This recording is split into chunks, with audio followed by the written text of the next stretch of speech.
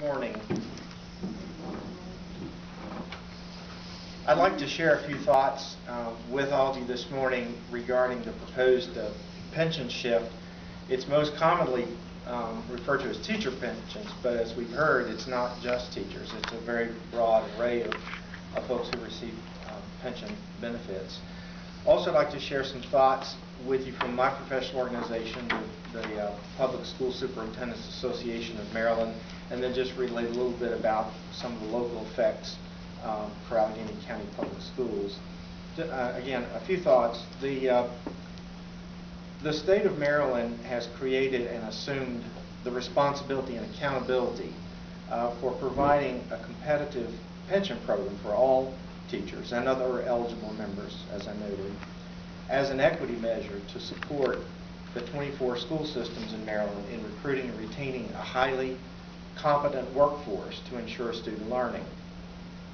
The General Assembly made significant changes to the teacher retirement, the teacher pension system last year to address the need to shore up the fund. Eligible members already pay 7%, which includes a 2% increase this past year of their salary. New employees receive less benefit when they become eligible for retirement, which is 1.5% multiplier instead of a 1.7% multiplier for employees hired prior to July 1st of 2011. Local school systems pay a per member administrative fee to offset the cost of operating the pension system. Investment decisions in regard to the state contribution to the system have negatively impacted the health of the pension fund.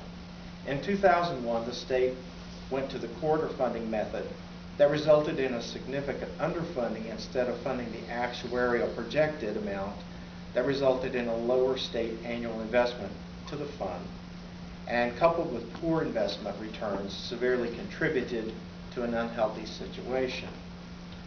Poor investment results in 2008-2009 registered a combined 25.4%. Investment returns, though, for 2011 are 20% to the positive. Another reason to take more time to examine this and to review the impact of the 2011 General Assembly changes and investment returns.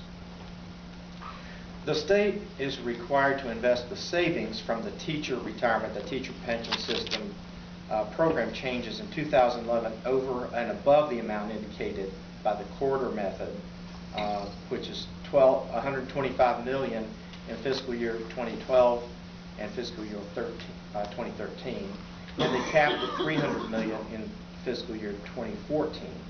This will improve the health of the fund. Local governments are operating in the same economic environment as the state and can't assume this significant expenditure at this time. With all that said, legislators have addressed a broken system with changes in the 2011 session. We're suggesting that we need to take more time to ensure that it's fixed prior to determining whether it needs to be shared or not. And just a few local considerations. Again, this is not just teacher pensions. It's most commonly referred to, as it's most commonly referred to. And just a few thoughts. In the time before the legislative session began, we all were of the opinion and were being told, in fact, that the pension shift would be unlikely in this session. So it did come as a bit of a surprise to us that we're talking about this now. Our budget here in Allegheny County in the public school system is between 70 and 75% funded from the state. The Board of Education pays already out of its local budget about $1 million annually for 240 employees that are not a part of this pension group.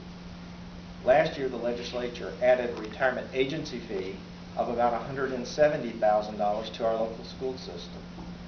New employees, as I said before, receive a reduced